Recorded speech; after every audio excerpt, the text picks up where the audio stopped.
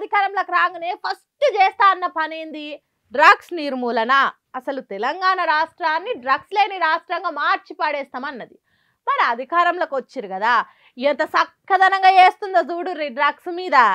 పక్కకెళ్ళన్నా, ఎందుకు ఓపెన్ చేయాలి? పక్కకెళ్ళు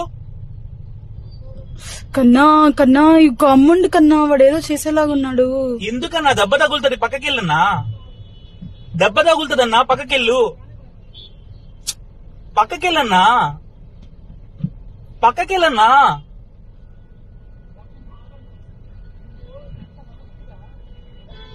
పక్కకెళ్ళన్నా, దెబ్బ తగులుతుంది. ఓ నీ నోట్ల మన్నువాడా, గట్లకి పాడైనవేమ్రా, అర్థం బలిగిపోగల. ఏమన్నా టమాటమైతే నీకు బాధనే, లోపటున్నోళ్ళకు కూడా బాధనే. దిగురా వారి దిగు.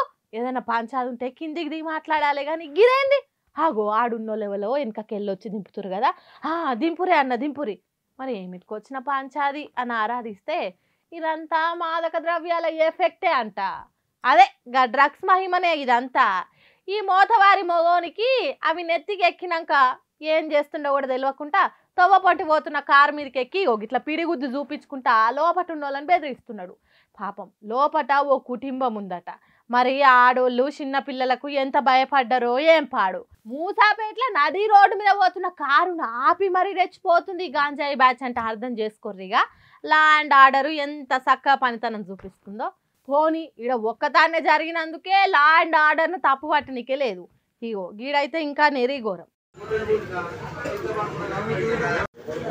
బస్సు మొత్తం ఏడి కాడి కాలి బూడిదైపోయాయి కదా.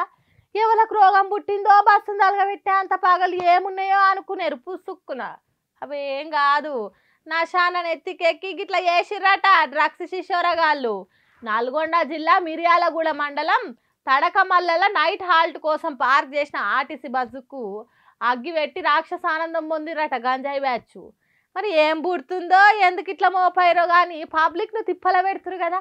ఈడికే సర్కార్ చక్కదనాల పనితనం గురించి ఎంత మెచ్చుకుంటారో చూస్తూనే ఉంటుంది. ఇంకా ఇవి చూసినాక తీరుగా మెచ్చుకుంటారు కాంగ్రెస్ ప్రభుత్వాన్ని. మరి ఇవి చూసినాకనైనా సర్కార్ జర గట్టి రూల్స్ అమలు చేస్తే బాగుంటుందని కోరుకుంటారు తెలంగాణ పబ్లిక్ అంతా. మరి అది ఎన్నటికైతుందో ఏం పాడపోరి.